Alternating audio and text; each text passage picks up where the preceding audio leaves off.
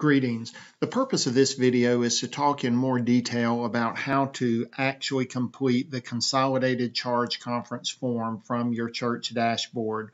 Once you're on the dashboard, you'll see the hyperlink here to the Charge Conference forms. It takes you to this page, and you'll have a hyperlink here to the unique form for your district. You'll click on this and you'll again see the same instructions that were emailed to you just for your easy reference that are available, and then the form that you need to complete. And you'll click on Start This Form using that button.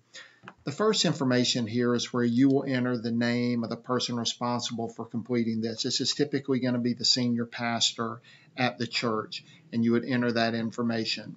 You'll choose your church name here from the drop-down list. You can see all the churches listed in alphabetical order. If your church begins with a T, simply hit the letter T on your keyboard and you'll jump down to that portion of the list of churches.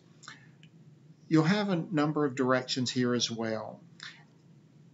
Earlier we mentioned that we know that some of you are going to want to print out a copy of this form. So if you would like to, you can print using this hyperlink here, and everywhere you see this little red PDF icon on this page, that is representing that there is a PDF form that's available. So by clicking on this link, you can print out all of these directions and this form that you will be completing online so that you can make notes on it. There's a hyperlink here to the web page on YouTube where all of these videos are going to be stored and accessible. Also, there's a second set of documents here for all of the required and optional forms. If you would like to have those printed out as well, you have a hyperlink there. We remind you to be mindful that anyone that you've shared the hyperlink to this form or to your church dashboard, they have the ability to edit your church's form and information. So you do want to be very intentional in deciding who to share that with.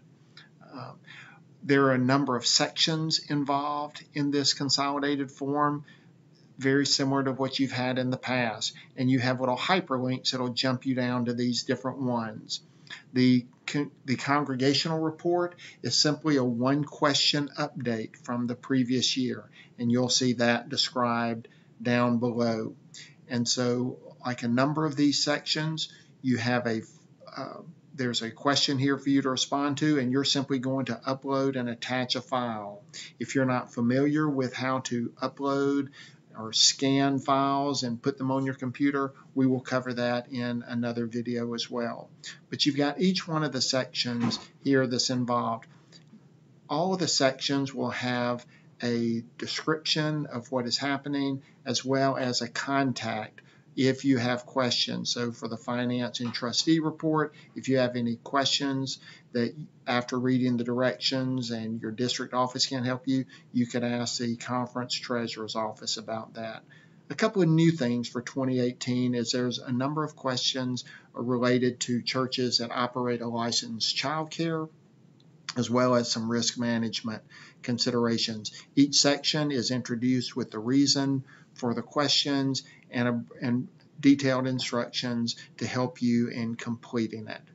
So as you work your way through this form, you will be able to go and come back to this as you please. You do not have to do all of this at once. Once you make any of your updates, or if you have certain people to update certain things, once they have completed their portion for that session, they'll just scroll down to the very bottom and check the I am not a robot and then click the save button. Anytime any update is made to your church's Consolidated Charge Conference form, this online form, there will be a confirmation email that will be sent just like this that will go to the pastor whose email is on file in the alternate email field for your church. And so anytime a change is made, the pastor will be notified, and then if he or she wants to go and visit and see what has been done, they can simply click on that hyperlink and it will take them directly back to the form, and so they can see any of the changes that were made on this form. Again, you can share this link with other people. You can have a trustee fill out that trustee portion. You could also have someone else do any of the other optional. There are a number of optional forms here under spiritual leadership. There are some things about preaching stations. There's another new question about pastors' moving expenses for 2018. And then once you're finished, you'll come all the way down and you've got the minutes to the Charge Conference signature page at the very bottom. And this is where you can almost use this like a checklist to cover everything. And this is the form that you're used to seeing where you will obtain your signatures at the Charge Conference. Once that is done, you will attach that as a file here on the system.